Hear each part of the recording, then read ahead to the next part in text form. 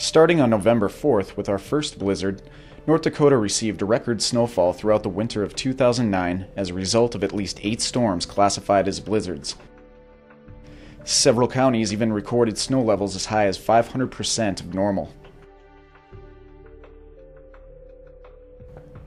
36 of 53 counties and 2 tribal jurisdictions declared snow emergencies. As more and more snow fell, the stage was set for spring flooding statewide. The North Dakota Department of Emergency Services, along with FEMA, conducted Flood Awareness Week and blanketed the state with flood preparedness information, as well as information about the National Flood Insurance Program. Forecasts were made, plans developed, and resources were identified and located near areas likely to flood. The Operations and Planning section of DES coordinated pre-planning and pre-staging of assets and resources with other state and federal agencies, including the North Dakota National Guard, FEMA, the U.S. Army Corps of Engineers, and the National Weather Service, as well as local officials and emergency managers.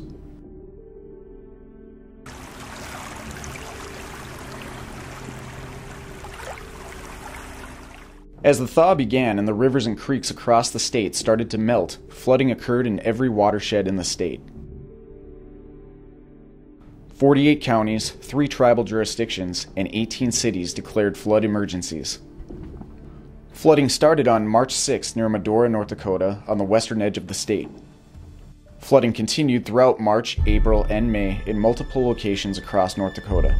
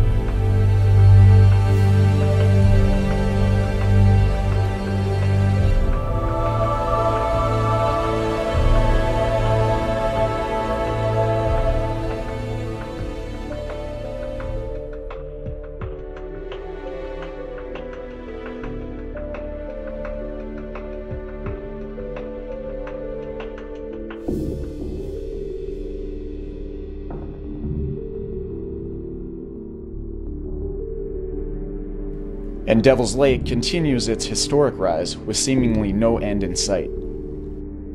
Typically used by the military as fortification, thousands of feet of HESCO barrier was used to fight flooding. 35,000 feet of HESCO was used in Fargo.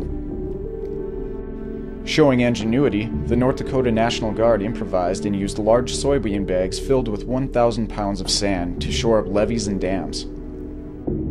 Unmanned aerial vehicles provided by the U.S. Border Patrol provided aerial reconnaissance of flooding conditions in the Red River Valley. 300 pounds of C4 explosives and nearly 30 tons of rock salt later, Bismarck was safe from flooding.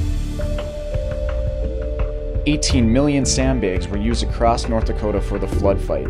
That is 30 sandbags for every person in North Dakota. Laid end to end, these sandbags would stretch to about 5,113 miles.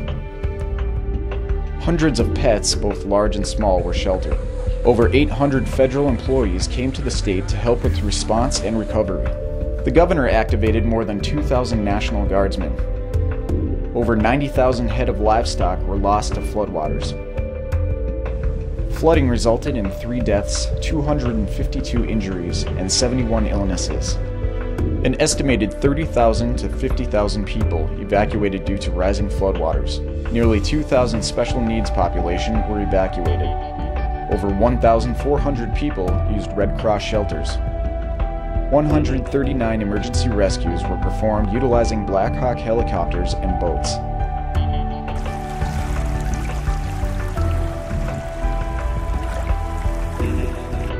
Flooding caused significant impact to infrastructure.